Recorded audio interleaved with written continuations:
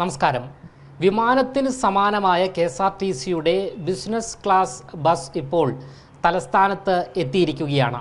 ഒരു മാസം മുൻപ് എറണാകുളത്ത് വെച്ച് ഉദ്ഘാടനം നിർവഹിച്ച ബസ് ഗതാഗത വകുപ്പ് മന്ത്രി കെ.ബി. ഗണേഷ് കുമാർ തിരുവനന്തപുരത്ത് ഇപ്പോൾ ഓടിച്ചു നോക്കുകയാണ്. ആദ്യം അതിൻ്റെ ദൃശ്യങ്ങൾ കാണാം.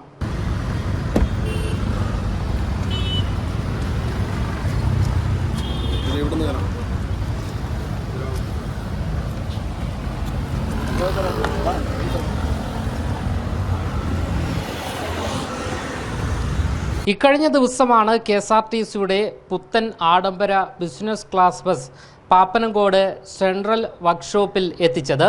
തിങ്കളാഴ്ചയാണ് ബംഗളൂരുവിലെ കോച്ച് നിർമ്മാണ ഫാക്ടറിയിൽ നിന്ന് നിർമ്മാണം പൂർത്തിയാക്കി ഇറക്കിയത്.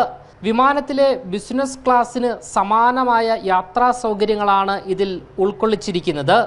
മന്ത്രി കെ.ബി. ഗണേഷ് കുമാറാണ് ബിസിനസ് ക്ലാസ് ബസ് വരും എന്ന് നേരത്തെ പ്രഖ്യാപിച്ചത്.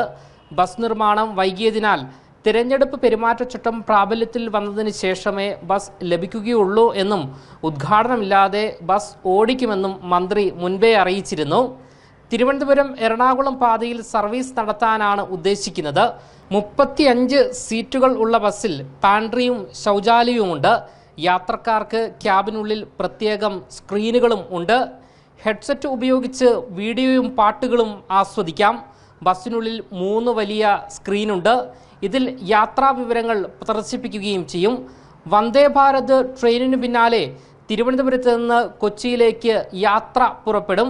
വെയിറ്റിംഗ് ലിസ്റ്റ് ഏറെയുള്ള വന്ദേ ഭാരതിൽ ടിക്കറ്റ് ലഭിക്കാത്തവർക്ക് ബിസിനസ് ക്ലാസ് ബസ് സൗകര്യപ്രദമാവുകയും ചെയ്യും. രാവിലെ 10 മുൻപ് കൊച്ചിയിൽ എത്തുന്ന വിധമാണ് ക്രമീകരണം. ഇതേ സമയം കൊച്ചിയിൽ നിന്ന് രാവിലെ 10 തിരുവനന്തപുരത്ത് എത്തുന്ന വിധത്തിൽ മറ്റൊരു ബസ്സും ഉണ്ടാകും.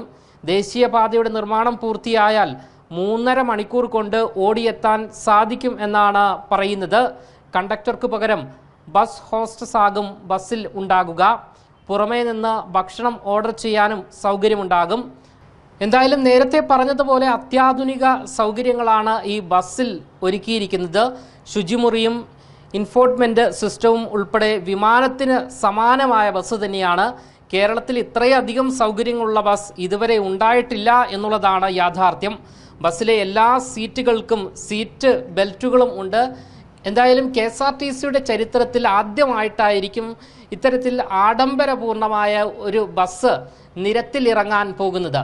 ക്യാമറമാൻ അഖിൽ അശോകിനൊപ്പം അമൽ രുദ്ര, മറുനാടൻ മലയാളി, തിരുവനന്തപുരം.